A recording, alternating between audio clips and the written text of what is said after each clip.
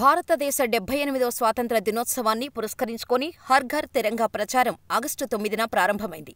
ఇది ఆగస్టు 15 వరకు కొనసాగుతుంది. 2022 ఆజాదీ కా అమృత్ మహోత్సవ్లో భాగంగా ప్రారంభించబడిన ఈ కార్యక్రమం విస్తృతంగా పాల్గొనటం ద్వారా జాతీయ ఐక్యతను పెంపొందించడం లక్ష్యంగా పెట్టుకుంది.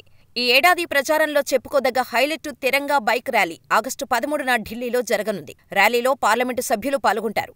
ఇంకా ప్రగతి మైదాన్లో భారత్ మండపం నుండి ప్రారంభమై మేజర్ ధ్యాన్ చంద్ స్టేడియం వద్ద ముగుస్తుంది. ఈ మార్గం ఇండియా గేట్ వంటి ఐకానిక్ ల్యాండ్ మార్కుల గుండా వెళుతుంది. ఇది దేశభక్తి ప్రదర్శనను చూపబోతోంది. ప్రధాని నరేంద్ర మోడీ ప్రచారంలో చురుగ్గా పాల్గొనేలా ప్రోత్సహించారు. ఆగస్టు 9న హర్ ఘర్ తిరంగాను ఒక చిరస్మరణీయ కార్యక్రమంగా మార్చాలని పౌరులను కోరుతూ ఎక్స్లో పోస్ట్ చేశాడు. త్రివర్ణ పతాకంతో ప్రొఫైల్ చిత్రాలను అప్డేట్ చేయాలని ప్రచారానికి సంబంధించిన అధికారిక వెబ్సైట్ harghar-tiranga.comలో సెల్ఫీలను షేర్ చేసుకోవాలని కూడా మోడీ సూచించారు. ఇకపోతే మీరు మీ హర్ ఘర్ తిరంగా సర్టిఫికెట్ డౌన్లోడ్ చేయాలంటే ఇలా చేయండి. స్క్రీన్పై చూపిస్తున్న ఈ వెబ్సైటును సందర్శించండి. అక్కడ అప్లోడ్ సెల్ఫీ ఎంపికను ఎంచుకోండి. ప్రక్రియను ప్రారంభించడానికి పాల్గొనేందుకు క్లిక్ చేయండి. మీ వివరాలను నమోదు చేయండి. మీ పేరు, ఫోన్ నెంబర్, దేశం, రాష్ట్రాన్ని తెలపండి. ఆపై మీ సెల్ఫీని అప్లోడ్ చేయండి.